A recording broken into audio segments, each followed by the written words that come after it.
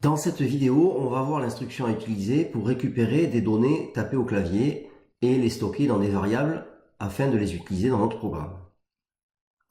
Alors, l'instruction utilisée à cet effet, c'est l'instruction input.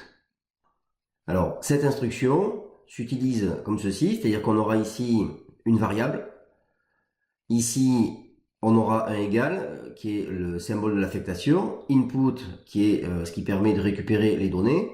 On aura ici un message qui va être affiché à l'écran dans la console.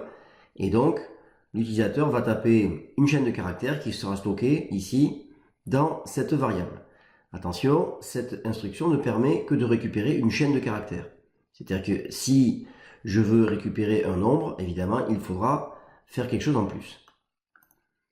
Donc justement, pour récupérer un nombre, eh bien, on va utiliser input, mais on rajoutera une conversion dans le type voulu. Exemple, si je vais récupérer un nombre entier, eh bien ici j'aurai mon instruction input avec entrer un nombre entier par exemple comme message. Je vais récupérer mon nombre, mettons 3, et ce nombre, il faudra ensuite que je le convertisse en nombre entier à l'aide de l'instruction int pour pouvoir le stocker dans une variable et qu'il soit ensuite utilisable comme un nombre entier. J'ai également la même chose pour un nombre décimal. Ici, la conversion se fera avec le mot-clé float, qui veut dire nombre en virgule flottante, c'est-à-dire qui correspond à un nombre réel, décimal.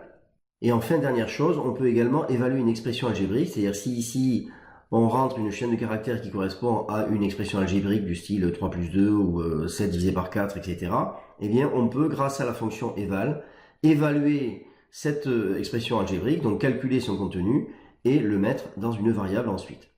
Donc maintenant, on va ouvrir notre logiciel PyCharm de façon à mettre en application ces notions. Donc dans PyCharm, on retrouve ici nos projets Python avec nos deux premiers fichiers qu'on avait créés dans les vidéos précédentes. Donc ici, on se met sur projet Python. Ensuite, on fait File. Ici, on va dans New. Et ici, on choisit comme d'habitude Python File. Ici, le nom, alors on va l'appeler 03. On va mettre instruction input pour se rappeler de quoi ça parle. On valide. Voilà notre nouveau fichier. Alors on va commencer par voir comment on peut récupérer une chaîne de caractères. Donc par exemple, on va mettre donc dans une variable qui s'appellerait nom. Eh bien on va récupérer donc input. Donc ici on va mettre entrer votre nom. Donc ça c'est un message qui est simplement une invite pour l'utilisateur, mais qui ne sera pas évidemment intégré dans nom, bien sûr. C'est ce que va taper l'utilisateur qui va être récupéré. Donc entrer votre nom par exemple.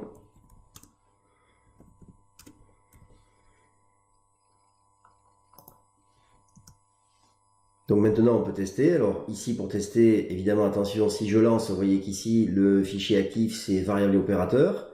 Donc moi c'est pas celui-là que je veux, c'est instruction input. Donc je descends. Pour l'instant je n'y ai pas accès, donc on fait comme d'habitude.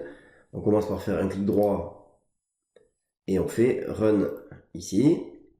Vous voyez que le message s'affiche entrez votre nom. Donc je clique dans la console pour taper mon nom. Donc par exemple Pierre. Je valide.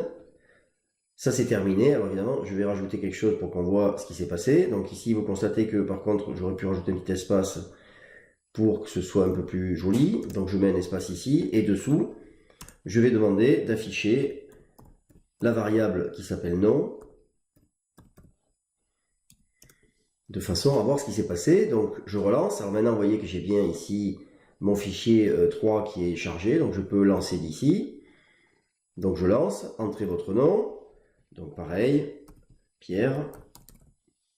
Je valide et vous voyez qu'ici ça m'affiche Pierre. Donc la variable nom contient bien la valeur Pierre qui est une chaîne de caractères. Ok. Donc voilà, alors évidemment je peux mettre n'importe quoi. Si je relance et que je mets par exemple 5 plus 2, ben, ça marche, il m'affiche 5 plus 2 qui correspond à une chaîne de caractères pour l'interpréteur. Alors maintenant, si je veux afficher un nombre de façon à pouvoir faire des opérations avec, cette technique ne marchera plus. Donc ici, par exemple, je change, je veux récupérer un nombre. Donc ici, je vais mettre entrée un nombre, donc par exemple entier pour commencer. Et si je veux récupérer un nombre entier, évidemment ici il faut que je le caste. On va voir, donc je le convertisse en entier. Alors on va voir simplement si on fait rien ce qui se passe.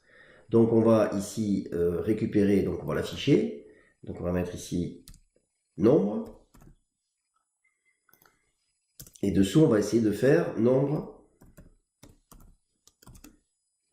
égale nombre plus 2.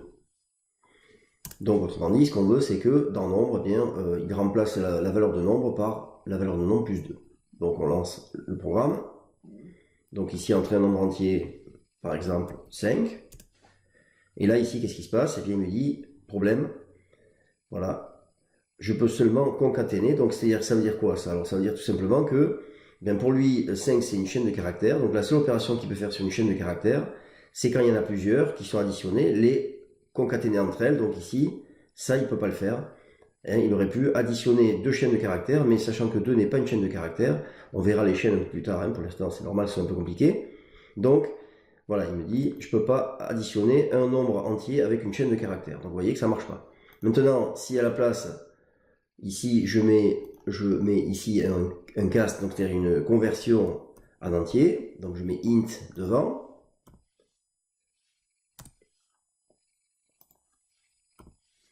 et que je refais exactement la même chose. Donc 5. Et là, vous voyez qu'il n'y a pas d'erreur. Alors, si je veux, évidemment, afficher le nombre ici, je peux faire copier ça. Je relance dans ma console 5 et vous voyez que le nombre au départ il vaut 5, à l'arrivée il vaut 7. Donc, ça a bien marché. Alors, je peux de la même façon utiliser la conversion en réel. Donc, si je mets float ici, cette fois-ci, entrer un nombre. Je lance. Donc ici, je vais mettre par exemple 3.8.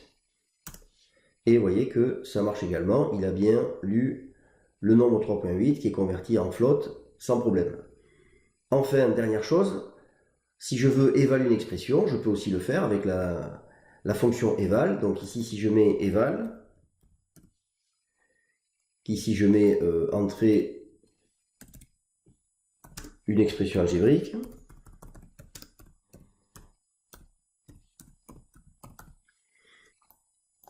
Ça, j'enlève.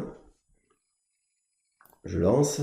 Donc ici, je vais mettre par exemple 3 plus 2.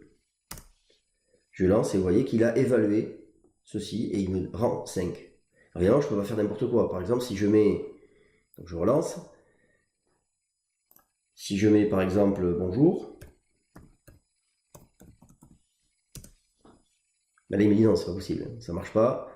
D'accord, ce n'est pas une expression algébrique, donc ça ne fonctionne pas. Il me dit la chaîne de caractères bonjour n'est pas définie pour cette fonction. Ok, donc attention de ne pas mettre n'importe quoi quand même. C'est pour ça que cette fonction eval est à utiliser avec parcimonie, hein, donc c'est-à-dire le moins souvent possible. Il vaut mieux passer par des choses un peu plus simples. Voilà, donc c'est tout pour cette vidéo. C'est simplement pour présenter la manière d'entrer des choses au clavier et de les utiliser ensuite dans des calculs éventuellement. Lors de la prochaine vidéo, eh bien, on verra les instructions conditionnelles, c'est-à-dire si, alors, sinon, etc.